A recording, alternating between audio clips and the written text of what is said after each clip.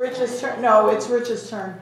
I just wanted to say, I wouldn't try to predict the municipal bond market 2 years out from now.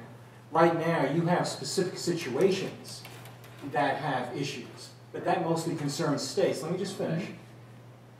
When you're on a local level, such as us, I'm sure our bond rating here is pretty good, and as is pretty much in the state of New Jersey.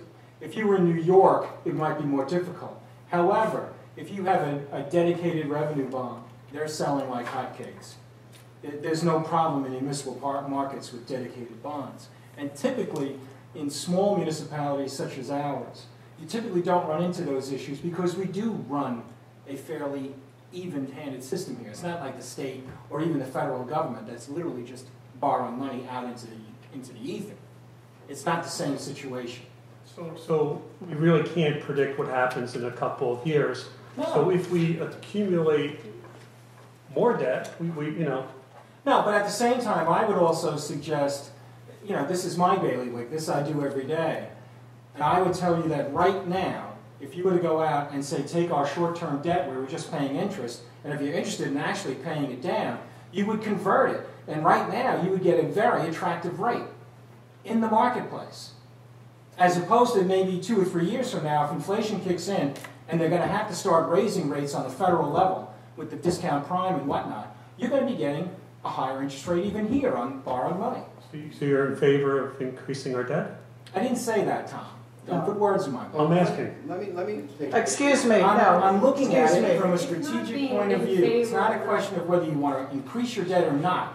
It's how best to decrease the debt is, I think, the question. Well, yeah. Well, if we're just paying short-term notes where all we're paying is interest and not principal, why wouldn't we consider converting it into a longer-term situation where we could be doing both at the same time? But that's... Ms. Zendaya, it's her turn. It's not we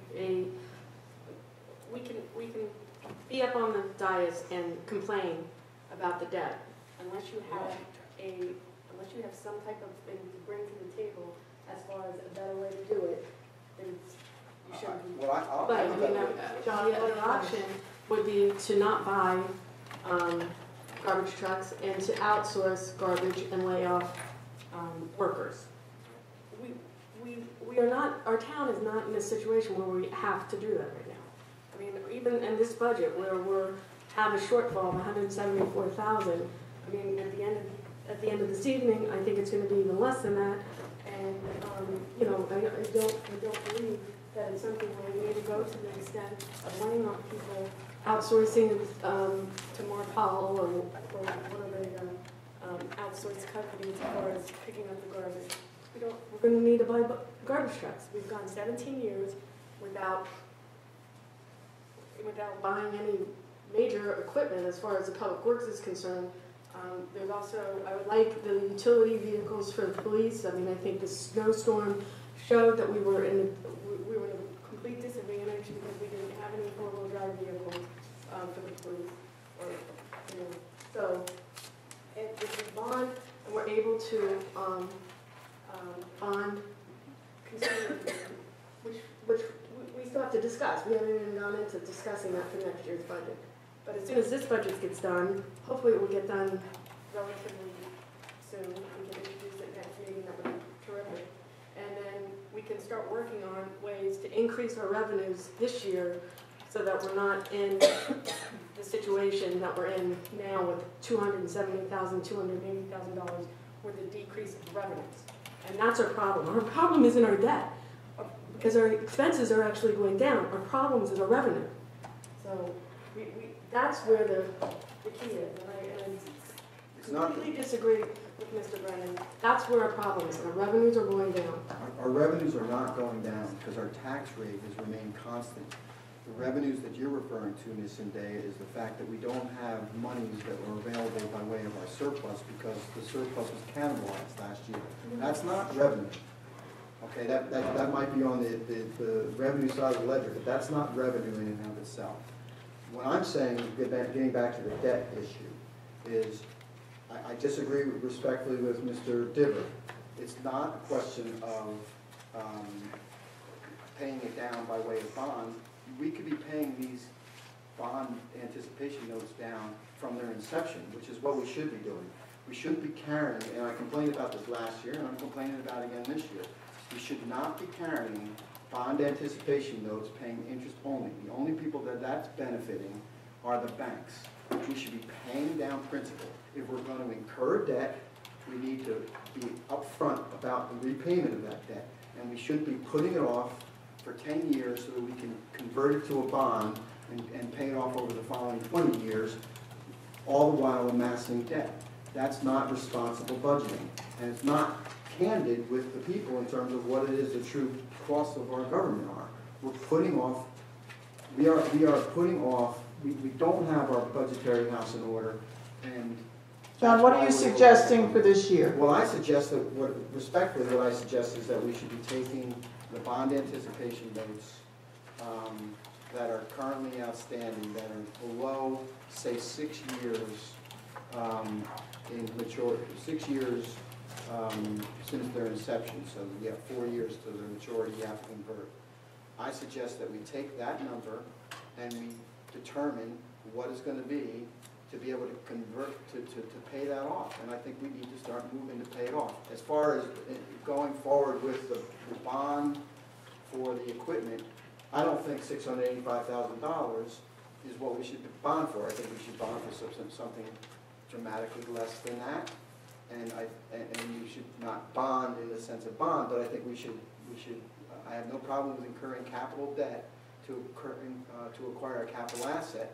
But if we're going to, let's say, $500,000, $500,000 can be paid back over the course of 10 years without having to worry about converting to a bond at the end of the 10 years by way of a $50,000 plus interest payment per year. That's straightforward, that's honest with people, and that's what we should be doing. But again, to suggest that we can just, put off by way of bonding is to not be candid with the people and to be engaging in budgetary things. Can we, Can I ask, Mr. Mechanico? Colleen, I mean, how long has this bonding been going on for? Eons? I would have to look back, Butch, but the two that we have currently on the books, they were on for a while, and I'm sure there were bonds before that. But I'd have to look. I don't know exactly how long Really Heights has had bonds at. Butch, when I was on the council last time, we had our debt portfolio was dramatically less than it is right now. And it has been incurred, and the most distressing thing about, and I'm not suggesting that the incurring of the debt was improper, maybe there was the need. Largely it was the water meters, there were other capital acquisitions, but the repayment by interest only on the bond anticipation notes, that's where the irresponsibility. We got that, John. Anybody So else? let's talk Yeah, about the well, budget. anything else want to speak to the capital money? Well, I just wanted to say, Fran, that, I think we're getting a little off the track here, and I think we ought to get back to working on this budget that we're. Well, I want to be sure everybody has their say. Patty? So, basically, we're talking about two gentlemen here as far as what they needed, and before back brought up about the bonds and everything else, which we'll get to later on. But as far as this particular budget, do you have any concerns with what the budget is? I need to know as far as open space. Yeah, what cost for Fletcher property? Is that Yeah, what- the is that Fletcher what basically- property. Now, when I spoke with, if we can determine that any employee has worked about a half a day at the Fletcher property, it would equate to 10%. A rough estimate, from April 1st to, because I didn't know I was coming here until late 7, but April 1st to December 1st, we basically are maintaining, whether it's leaves, cutting grass, or whatever. I figured it's about, there's 3 men, 1 hour a week. That's what our guys say they spend there. Each an hour. I have, and the hours are really conservative on this. I came up with $2,752, probably closer to $3,000. I took the guys at the real bottom, and I only had 2008 numbers in my desk today, so I'd have to upwards. Plus tree trimming, we have another $500. We regularly have to trim those trees along Alder Road. because the trucks come in and knock it into the neighbor right next door's property, so we maintain those. Anything unforeseen, of course, would have to be added to, but regular routine, just cutting the grass, trimming trees, picking up branches, you figure it's between 3,000 and 3,500 from my estimate. And how about the, is there any landfill charge, or did you have to bring, I figured anything that else? in there, forgetting just Okay. what we did. Now, that's not if we have to take a tree down Okay.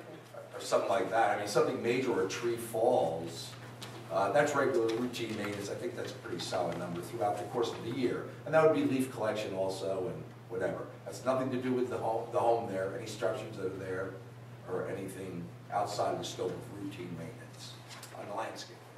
And I just want to add that you have to understand also that when something does happen, like if a tree has to come down, I think did we remove a tree there in 2010? We moved 2 trees there early on here. So things like that, as they come in the open space budget itself, we already have a line to maintain.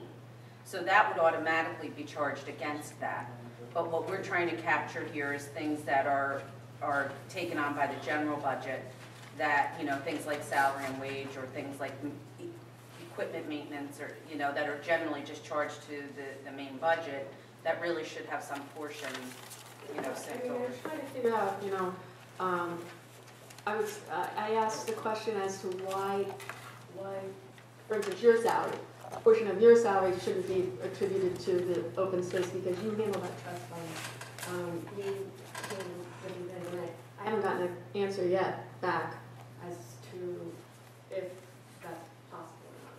So it's possible, for instance, all of us and, you know, our salaries, whether or not that can be attributed to open space, and then we can recapture a little bit of money From the open space trust fund? I don't think that that's Open appropriate Space at all. Trust Fund, we have over $300,000 in the Open Space Trust Fund. Which we should be utilizing for the purposes for which it was created, which is either acquisition or development of our open space, or maybe paying down on the Fletcher property bond. The idea that we were going to engage in another budgetary gimmick by trying to torture what it is people are doing to try to squeeze it into, oh, they're dealing with the Fletcher property or something like that, so that we can tap into a source of funding, I think doesn't pass the fool my grandmother test.